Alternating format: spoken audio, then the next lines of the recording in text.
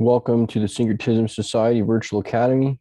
My name is Christopher, and today we're going to be taking a look into the Western esoteric mystery tradition and showing how it syncretizes with both Eastern sciences and mystery traditions from all around the world.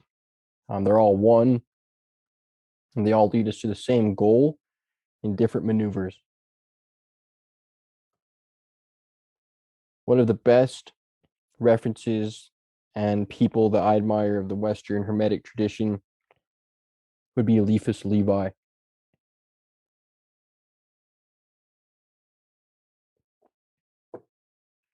Here's some quotes to give an idea of what the Western tradition aims at, or what the opinions of the West would be on how to relate to our world that we live in.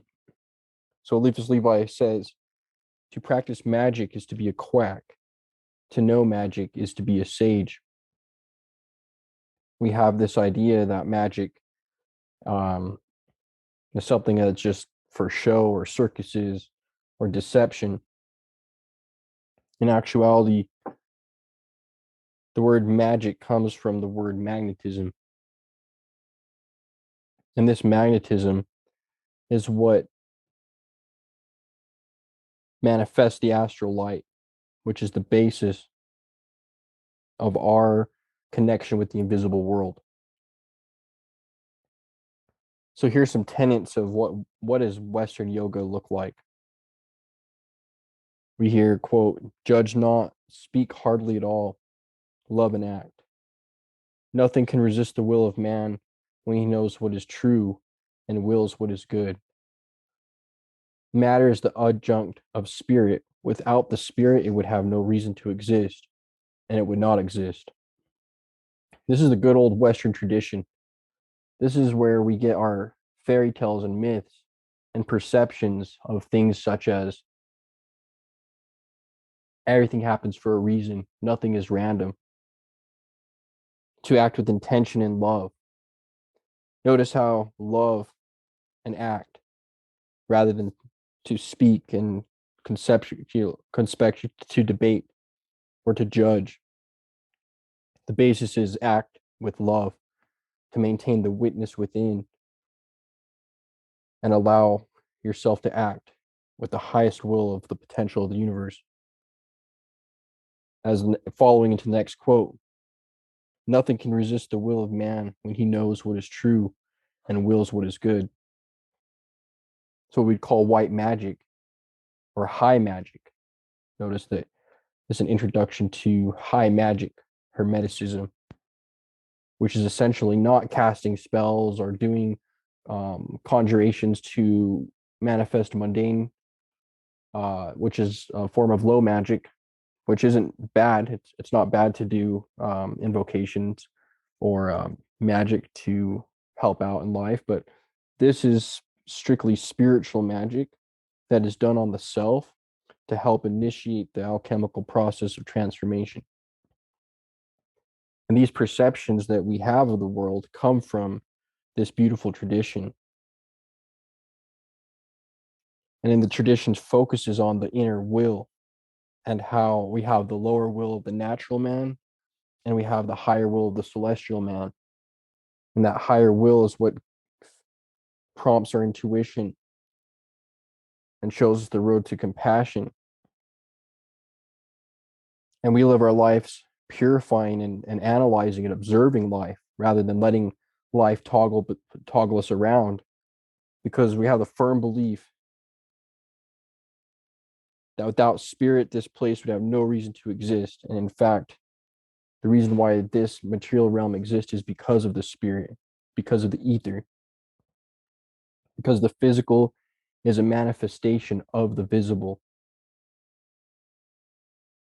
And when we deeply comprehend this in our initiations, we begin to change our actions. We begin to lose judgment. We become very quiet and we love and act with our attention on the goal.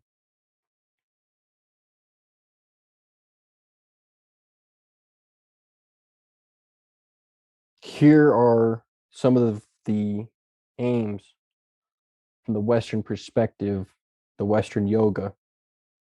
Western tradition aims to unite spirit and matter in the alchemical marriage.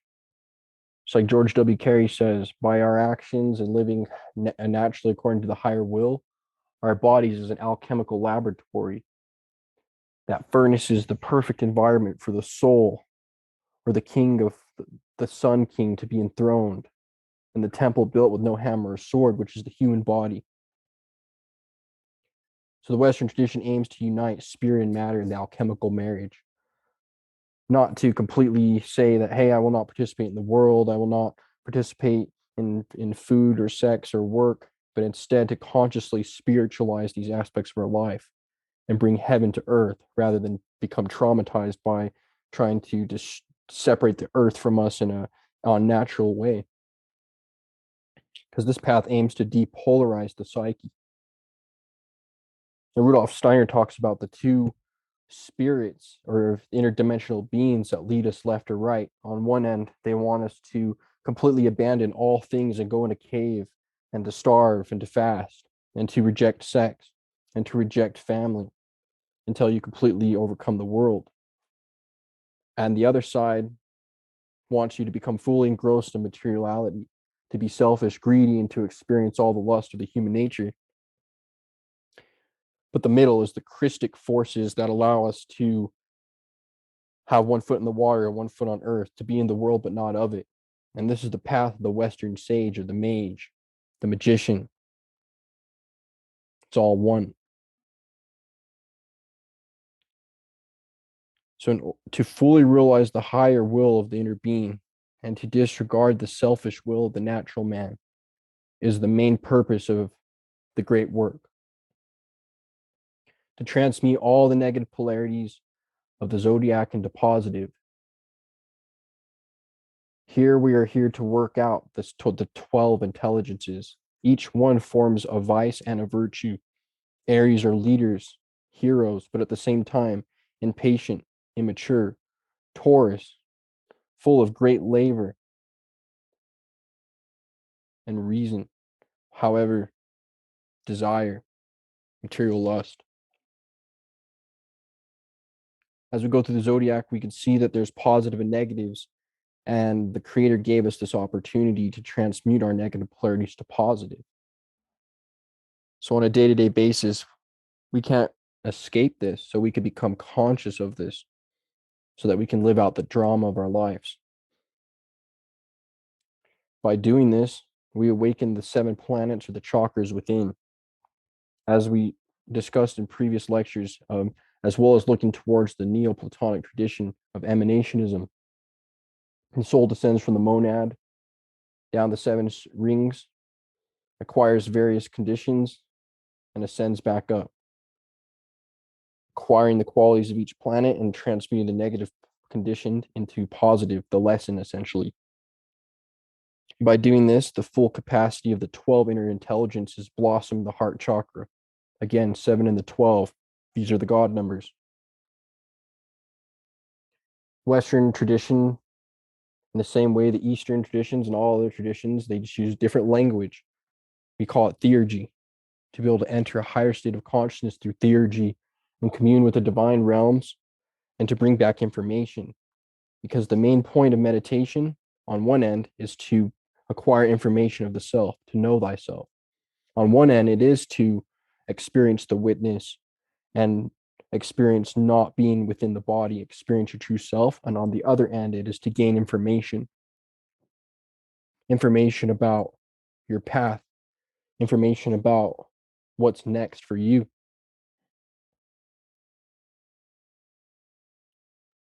Here's a quote from one of my favorite Western sages, Manly P. Hall. Every soul is engaged in a great work, the labor of personal liberation from the state of ignorance. The world is a great prison. Its bars are the unknown. And each prisoner, until, at last, he earns the right to tear these bars from their moldering sockets and pass illuminated and inspired into the darkness, which becomes lighted by the presence. And this is from the book, The Lost Keys of Freemasonry, or The Secret of Hiram Abiff.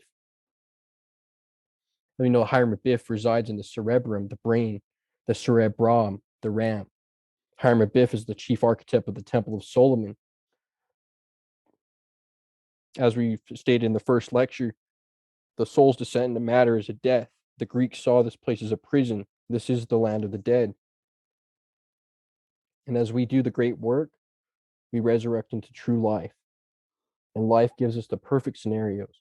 The Divine Mother within that projects the procretic energies that manifest as our life and experience give us all the nourishment and lessons we need to transcend to the higher dimensions.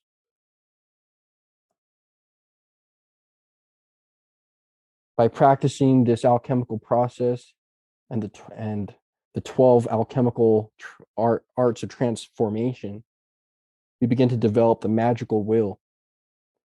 We develop inner equilibrium, which creates outer harmony in our life. We separate earth, fire, water, and air. We purify each element and we recombine them, manifesting the ether fully as we go through the complete alchemical change. Now, of course, earth relates to the body, fire, impulse, water, emotion, soul, air, intellect, mind. And each one, as we descend to the seven spheres and incarnate into matter, are in a form of disorder. Our earth is automatic. Our fires are impulsive. Our waters are emotional and melancholic. Our air is wavy and scattered. By practicing meditation, by practicing consciousness in our relationships, by comprehending our impulses and transmuting them with higher intelligence, and by understanding the human body and its workings, and to live correctly within the human body. This is how we purify the four elements. And then through the path of initiation, we start with earth, then water, then air, and then fire. Just as the Greek system declared, as Jesus declared, John the Baptist says, I baptize you with water, but the one that comes after me baptizes you with fire and the Holy Spirit. Because this is the time when the serpentine fire rises up the vertebrae and ignites the pineal gland.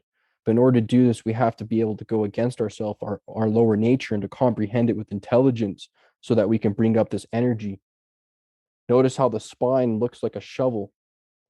The shovel is the key, is one of the symbols of the Western tradition, showing that we dig our own grave through the lower lust of the root chakra.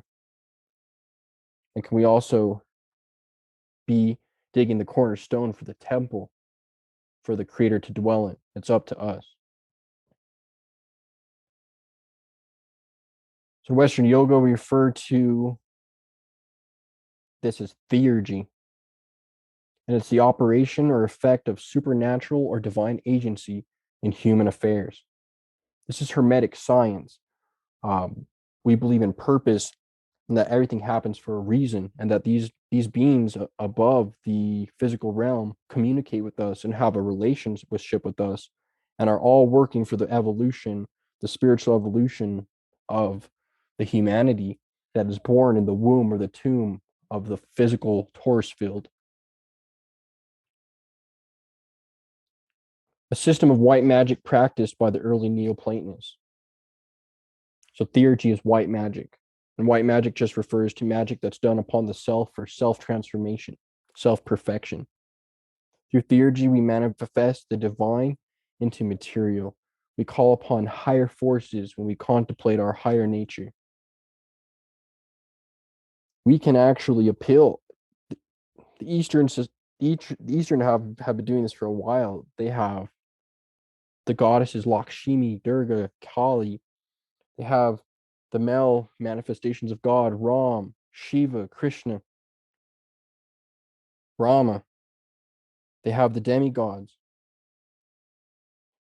And in the West, we also have this tradition too of understanding that there's spiritual transcendental beings, that the planets, the stars are all beings with intelligence.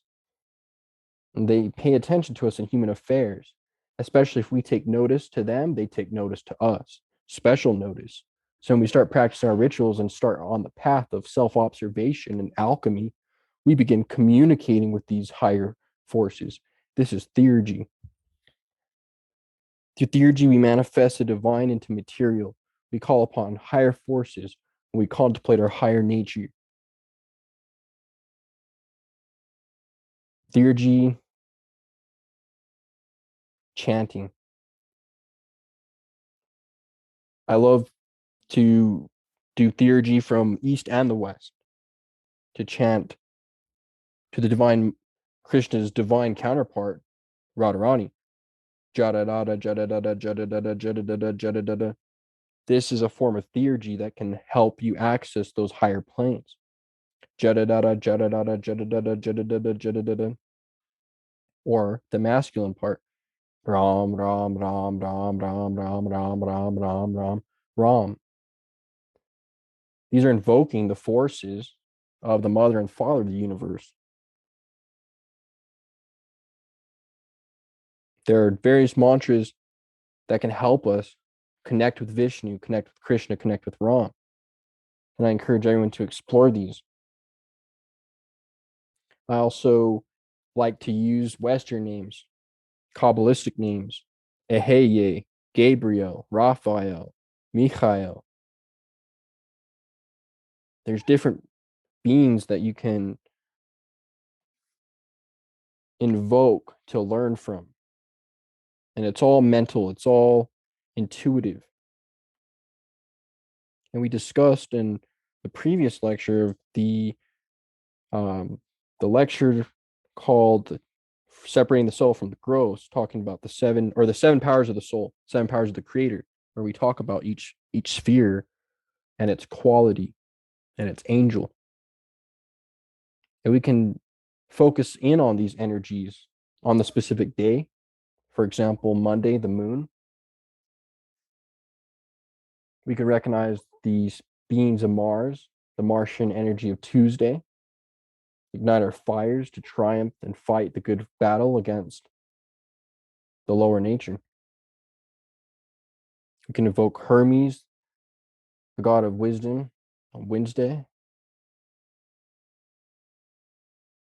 or the angel of beauty on IL on Friday, Venus Day, to recognize beauty in our life, to awaken the sight within ourselves, to recognize what is in front of our reality at this very moment, to actually see the human beings around us, our family, our friends, or people just around us, to look at the form. The human body is a very, very, very well thought out, manifested aspect. It's the final outcome of all the higher spheres of existence. By raising the fluid to the brain through transmutation, when we begin to overcome the impulsive reactions and live consciously, we begin to conserve energy. And this energy rises to the brain and allows us to open up our pineal glands and our inner hearing and our inner vision so that we can have dreams and communicate with the higher planes of existence. There's lots of information to be got, but we must charge our internal batteries to be able to rise to see it. And a quote by Eliphas Levi: virtue is a fine thing. Its name really means force, power. The world is upheld by the virtue of God. But in what does virtue consist for us? It is a virtue to fast, so as to, is it a virtue to fast, as so to weaken the head and emaciate the face? Shall we say that virtue is the simplicity of the worthy man who lets himself be robbed by thieves?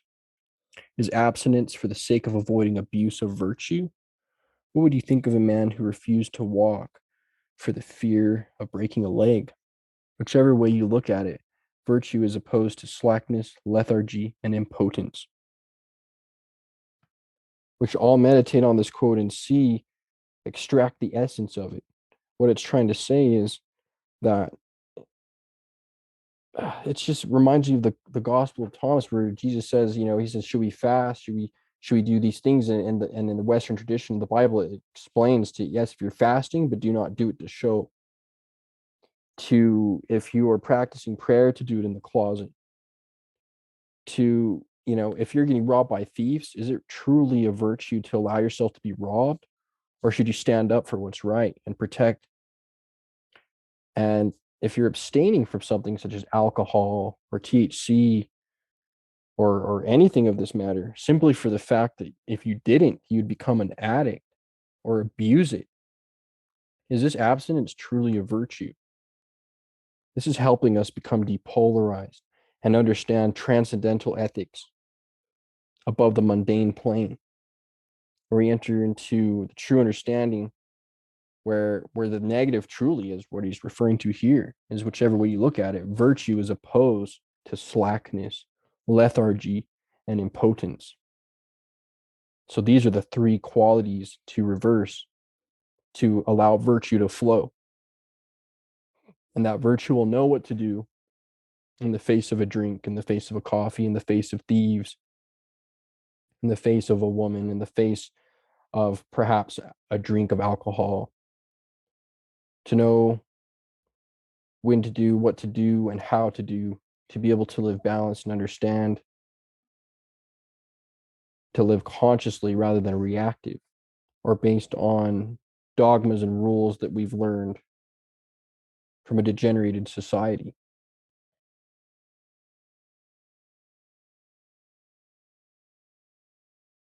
And this helps us avoid becoming fanatical by not completely withdrawing from the material world. We live in of it, but not be of it.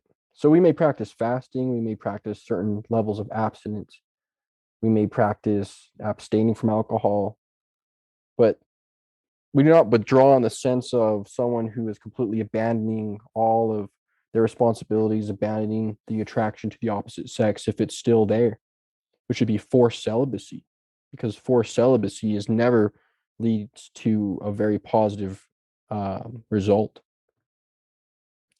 So essentially, we've been taught a wrong type of mysticism.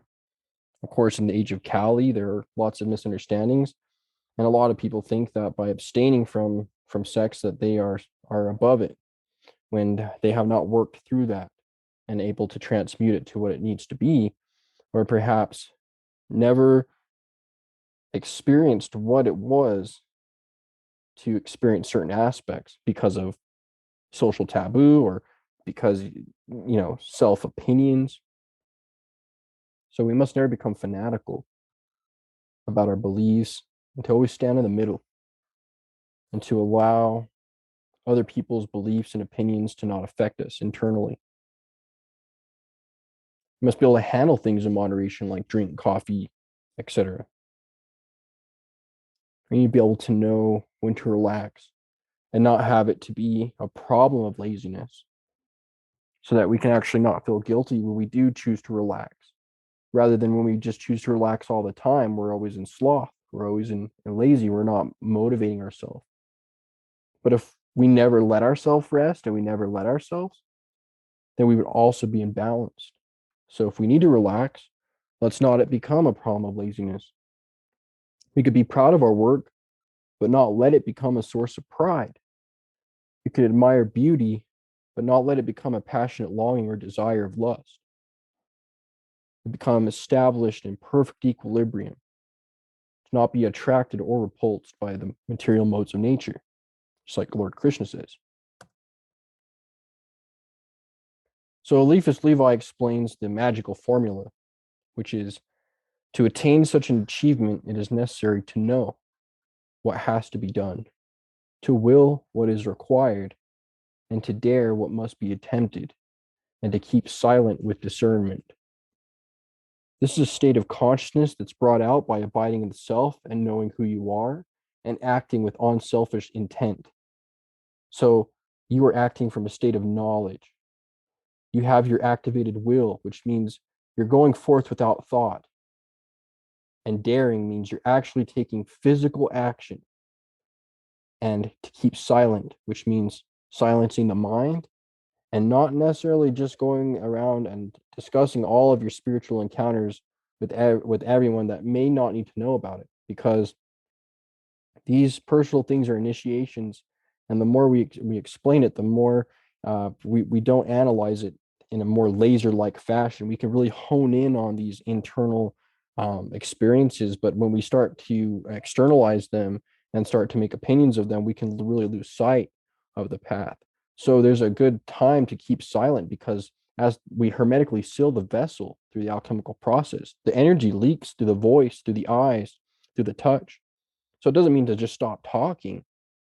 It means to be very aware of what comes out of your mouth, to will what comes out of your higher nature, and to know what exactly has to be done. Don't trick yourself into thinking you don't know what has to be done next. The inner being within you knows exactly what needs to be done next and is already preparing for its next move.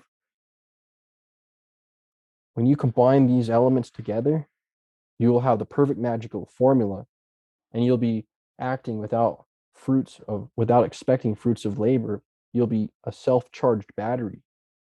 You'll create a reservoir of energy and be in control of the universal magnetism or astral light.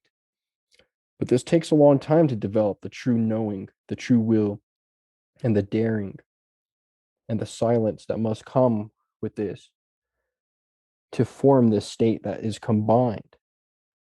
In these lectures, we're going to be talking about how we can develop this formula to be able to manifest heaven on earth in our own particular individual way, as well as overcome challenges and become a service to people around us. We could become a lamp or a light. The pentagram upright shows that spirit is dominating the four elements. When the pentagram is upside down, it refers to man being seduced and dominated by the four elements. This is the upright pentagram, which is the symbol of the perfect man or woman, whereas the upside down pentagram represents beast or material fall. So we start by purifying the mind and body. That's earth. We purify our actions. We purify our emotions. These are the three centers of activity. We have the mental body, which is akin to the sky and heaven. We have the emotions, which is akin to the earth and the astral plane. And then we have our actions, our motor center or instinctual center, which is Malkuth or the earth at the bottom chakras. Once we practice self-observation, abiding in the essence, and purifying our nervous system through the practices of upright living, we begin to charge these centers with energy, and the energy no longer seeps out of the brain in fantasizing or daydreams, no longer seeps out of the emotions and emotional outbreaks, no longer seeps out of the genitals through sexual expulsion, but now it charges in and of itself, and you become a self-reliant battery. You become in control of the impressions and in control of the chariot of the mind and the body. It takes discipline and self-awareness on a day-to-day basis to be able to fully come to a moment in your life where every time you have an impression from the external reality, you stop and transform that impression before it enters and decide how you're going to process it, rather than allowing your subconscious mind to just soak in anything and anything into the subconscious mind and then output a reality that is like, wait, what the heck? Output misbehaviors, output prejudices, biases, and desires. We can take control of the elements and start to become in control of the chariot. So the first step is to build the altar within. Now, the magician represents spirit overcoming matter.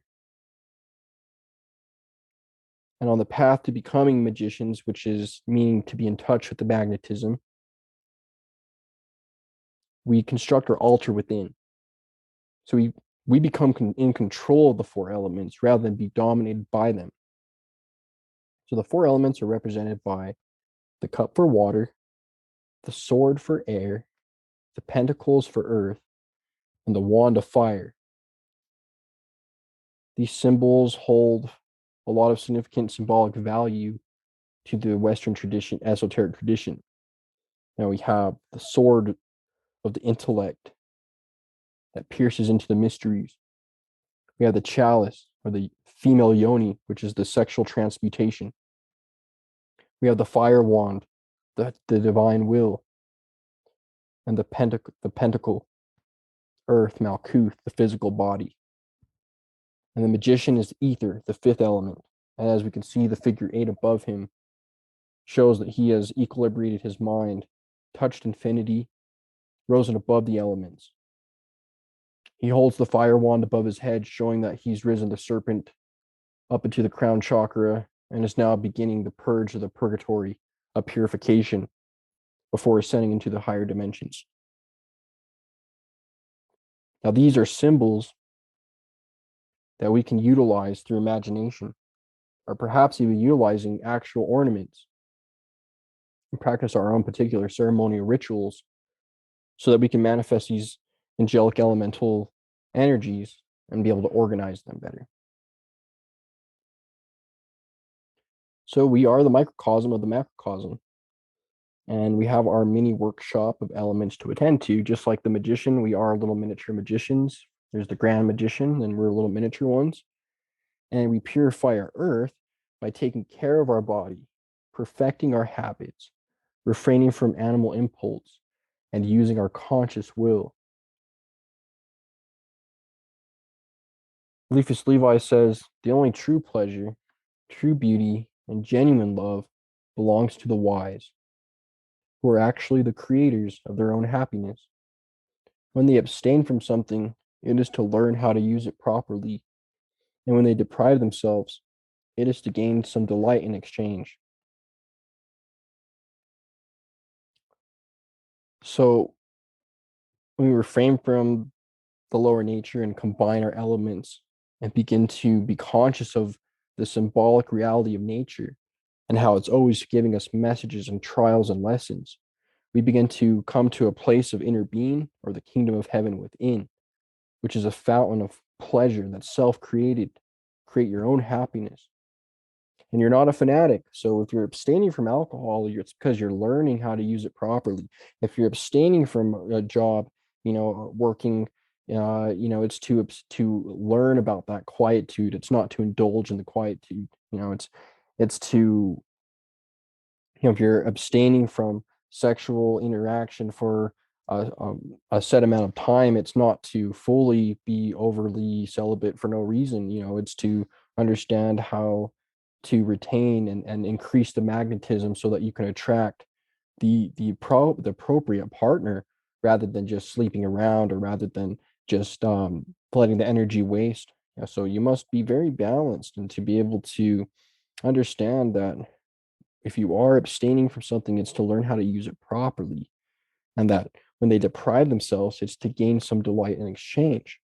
So if we deprive ourselves of being in the crowds and with around lots of people and all the times, we get to come to the polarity, which is the deep, silent plenitude of awareness.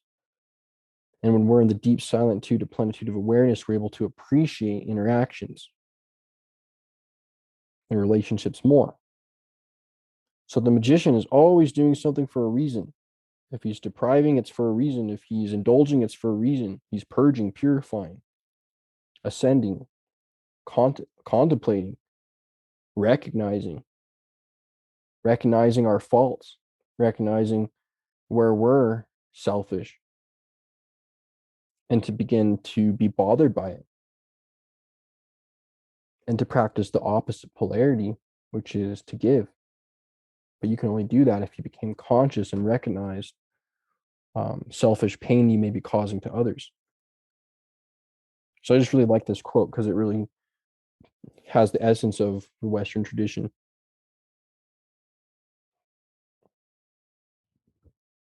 So if you want to take up a daily practice, to temporarily jumpstart your alchemical change, you could definitely begin through purification practices, and that's all according to your nature. Some people prefer bhakti yoga, devotional yoga, to where you're forming a personal relationship with the god and imagination, with love and emotions and singing and dancing. Or it could be from a contemplative knowledge standpoint. philosophical, learning, aware, to become self-inquiring, to ask yourself, who am I? What am I? Who is the witness? Who is the watcher? This is another form of purification. And some are more physical, like karma yoga.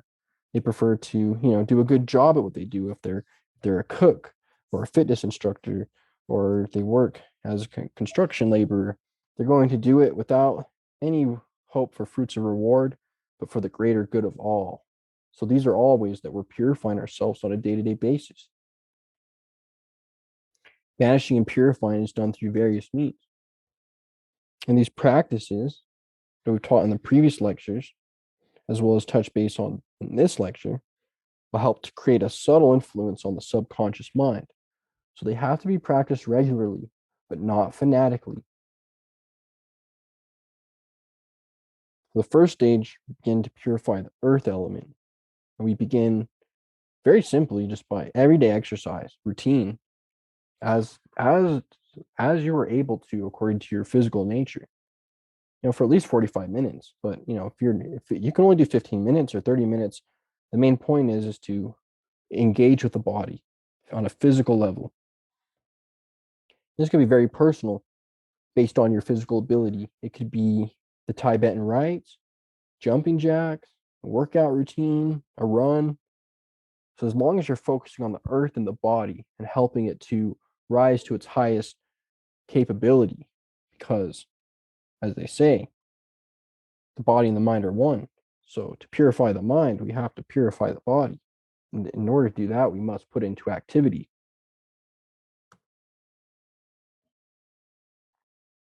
So step one is to develop the inner will, the magical will, the fire, which is willpower. And that's what these exercises help with. These increase the crystic solar atoms that are attracted to you internally to help you increase your willpower that is stronger than the animal impulses or lethargy. There's various techniques, and depending on your nature and your liking and aptitude, you'll be attracted to the one that suits you the most. The mantras of the West. We've went through some mantras of the East. Om, I, Om. Now, for the West, we could say the vowels, starting at the head chakra, A, throat chakra, fully inhale, exhale, E,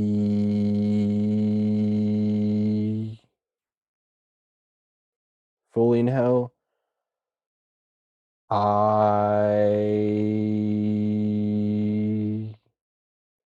exhale, inhale, O,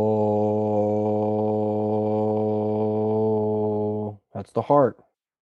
A in the head, E in the throat, I in the solar plexus, O in the abdomen, U in the lower center, and then followed by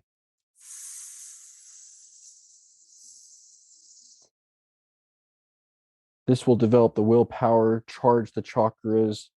The vibration helps stimulate the glands. Each vowel that's pronounced should vibrate the corresponding chakra that it's directed towards. So when you're breathing in and you're focusing on the head, A, E, coming to the heart, I, O, U. This develops the willpower so that other things begin to be more easy. It can kickstart you if you're in a slump. You don't have to do these. These things help you. One thing that can help you get out of a funk, or if your chakras are in descend mode and you feel like it's all heck is breaking loose, you can spin clockwise slowly and start getting your torus field back in action. I recommend to do these all to your best of your ability and to refrain from doing anything you don't feel physically okay to do. If you spin slowly clockwise, as done in the Tibetan rites, this energy field is quickened and rotates, and the chakra wheels begin to flow upward and upright. They begin to spin. And then the mood can be brightened, the oils will rise, and we can begin to experience the better chemicals, or the peaceful chemicals or hormones. So, of course, there's the physical spinning or exercise. We deal with sound using mantras or vowels, or Yao, Krishna, Krishna, Krishna, Krishna, Krishna, Krishna, Krishna. These sounds will help us activate the part of ourselves that is solar luminescent and not physical. Like attracts like, and when we resonate, the below, the above resonates. And when there's a frequency that like attracts like, boom, theurgy takes place. On a day-to-day basis, we can meditate, practice self-observation, and practice no thought, which means being able to control the input of our thoughts for a certain amount of time, to be able to put the thought waves in check and to experience what it means to act without thought, to take on the identity of the witness and to observe yourself, not mechanically, but fully, to observe how you react when things are said or when things are done, to be able to take a step back and reflect on our internal nature so that we can see who we truly are. During this practice, I'd recommend for your whole life, not just for this practice, but to just start recording all the experiences and dreams. The book is going to be a data mine for you to look back on years from now and be able to see all of your spiritual growth in a book. You can write down your rituals, your practices, the way the elements may have felt if you felt that the earth element has been negative in your life. You're feeling lethargic, lazy, not getting to the places on time. You could write that down and say, I think this is earth, negative, feeling lethargic, feeling this and that. Or if you feel an element is doing well or in balance, you could discuss, hey, I had clarity. My emotions were vivid. My imagination was vivid. I was able to visualize. I was able to see. I dreamed this. So right in the morning, you'd write down what you dreamed so that you can have all of your experiences recorded, because this is going to help you awaken consciousness in the astral plane. So this is not just for no reason to record your experiences for data. It's actually initiating to your subconscious mind an awareness check to wake up. So in the Western tradition, same as the Eastern tradition, which is dream yoga, practicing a lot of dream yoga. So to be able to stop into your room once a day and look around it as if you've never seen it before and become astonished can spook you and get your consciousness up. We can pretend that we give a small jump and try to fly when no one's looking. And of course, if we're awake, we'll know that we'll hit the ground. So, but when this happens when we're asleep, we'll be happy and overjoyed when we begin to fly. And at this very moment, we must ask for some knowledge or information, or for a beautiful pastime or experience of the transcendental planes, rather than just being attracted to our nearest desire.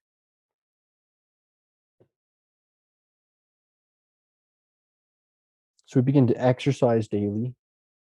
We eat consciously, bathe consciously, essentially bringing consciousness into our mundane routines until our entire day becomes a ritual.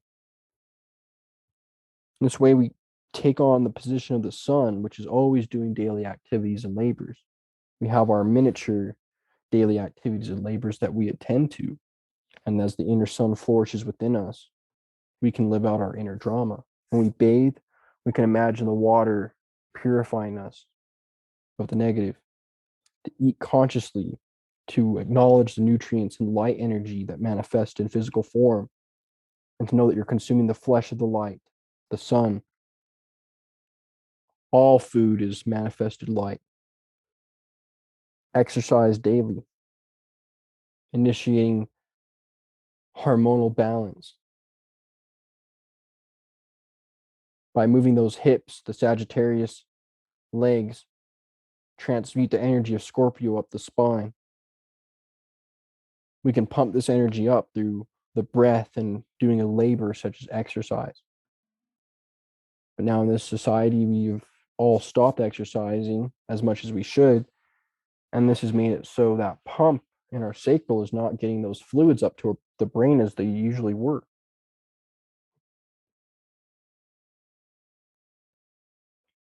So we begin to apply karma yoga, which is the path of action or doing things for no fruit of labor, but only for the greater good.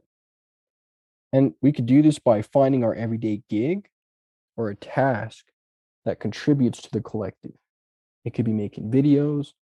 It could be going to work to support your family. If if the work is a good trade, an actual vocation that you love to do, that's your true self, not just a corporate onslaught of corporate slavery, but to actually be doing something work related. Because as they we're told, all these jobs, these are jobs are tasks for corporations, and even we're all at our different levels. Sometimes we're still take on the archetype of Neo, still stuck in the matrix. Regardless of what you do, what your work or what your gig is, apply karma yoga to it and find a way to do it in a sense that you're not doing it for reward or gain, but you're doing it for the greater good.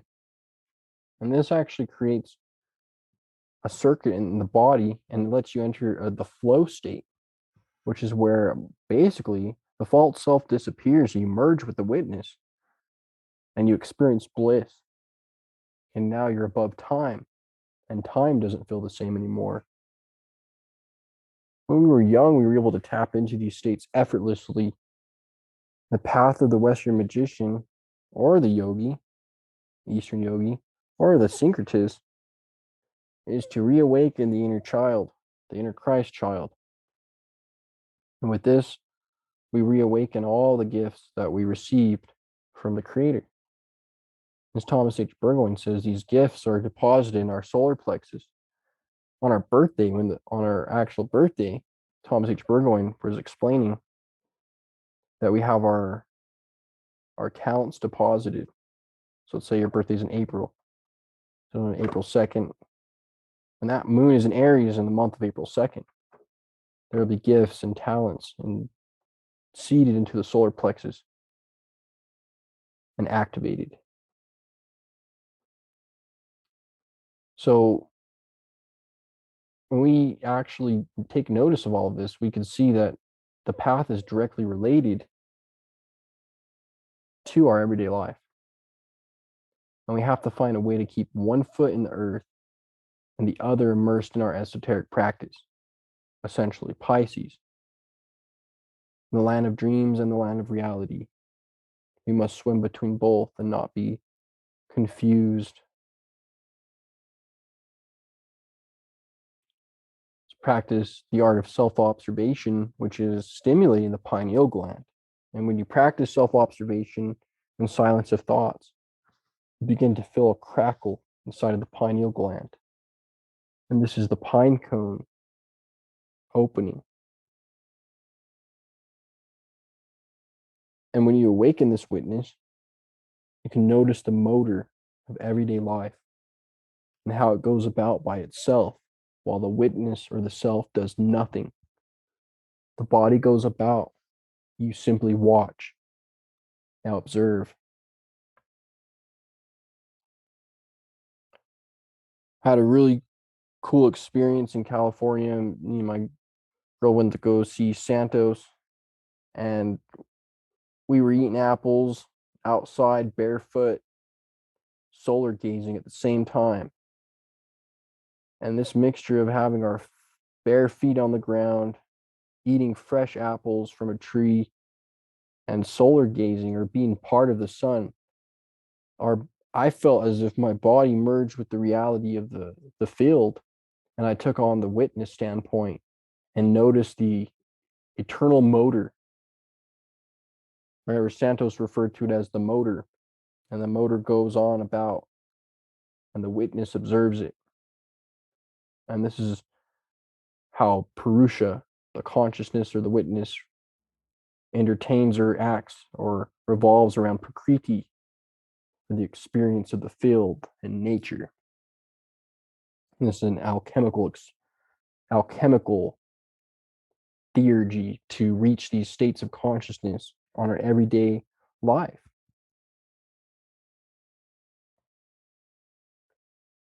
So I just want to allow you guys to know that there's a lot of different things that you can do, and the ones that you're attracted to will be the ones that are for your nature. But I would say it's 100% everyone should keep a diary and record your experiences throughout the week. Begin to familiarize yourself with recording your inner life and your dreams. Practice Om silently or any mantra that you prefer. You can then utilize concentrated meditation, which is then only abiding on the self and forgetting the body for a certain amount of time. Now, it's better to, if you can't do 30 minutes, to even just do 10 minutes, and do 10 minutes 3 times a day is better than to have a very anxious 30-minute practice that may be too difficult. Because when you're meditating on a day-to-day basis, even if it's just for 5-10 minutes, you're changing the nervous system. You're rebuilding it. You're helping to form the proper neurons and nervous system connections for the Kundalini to rise and to purify the nervous center.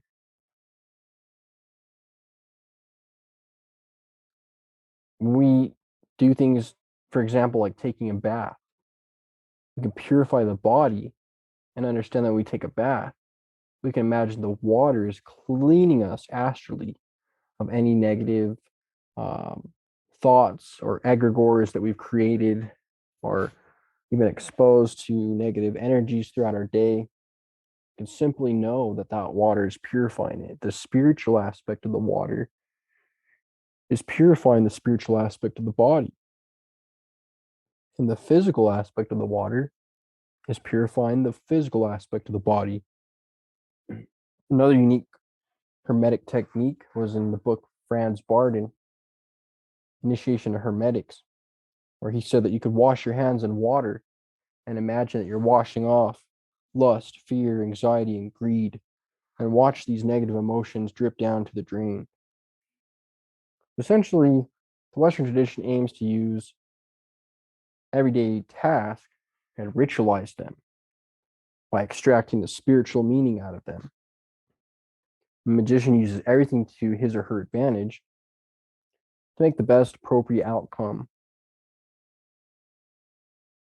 Another example of magic and say your theurgy is waking up with the sun, cleaning your abiding, and abiding is the self. And of course, physical exercise. So by waking up with the sun,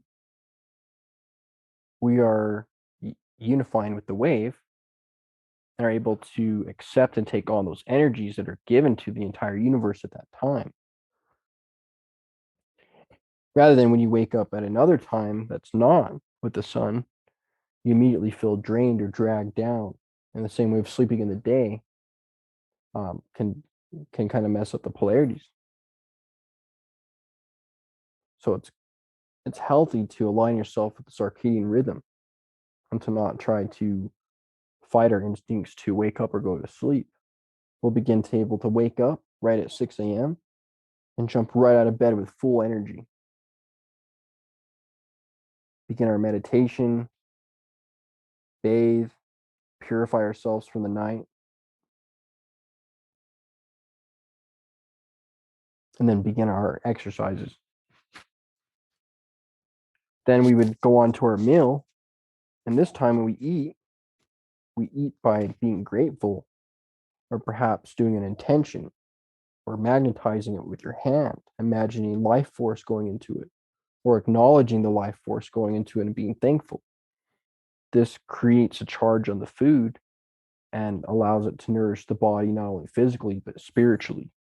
That's why the Vaishnavas and all the traditions, including the Christian tradition, the Buddhist tradition, all have sacred food rituals.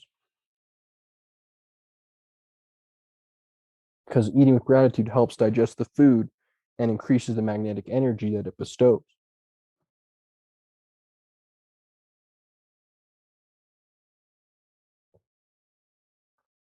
Well, I hope that you guys enjoyed this intro into the Western mysteries, and we're going to syncretize this with the East and show the value of both.